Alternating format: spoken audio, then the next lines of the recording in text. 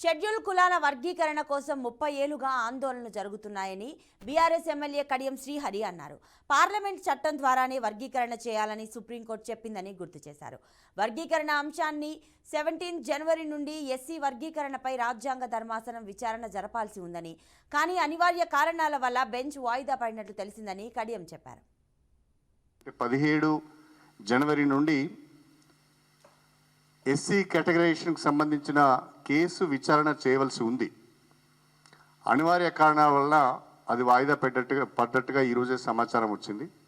ప్రస్తుతము షెడ్యూల్ కులాల వర్గీకరణకు సంబంధించిన అంశం సుప్రీంకోర్టులోని కాన్స్టిట్యూషన్ బెంచ్కు 7 జడ్జెస్ బెంచ్కు లార్జర్ బెంచ్కు రెఫర్ చేయబడ్డది. కాబట్టి రాష్ట్ర ప్రభుత్వాన్ని నేను కోరుతున్నాను, విజ్ఞప్తి చేస్తున్నాను, డిమాండ్ చేస్తున్నాను, మీరు కూడా తక్షణమే వర్గీకరణను సమర్థిస్తూ సుప్రీంకోర్టులో అఫిడవిట్ ఫైల్ చేయాలని చెప్పి నా డిమాండ్.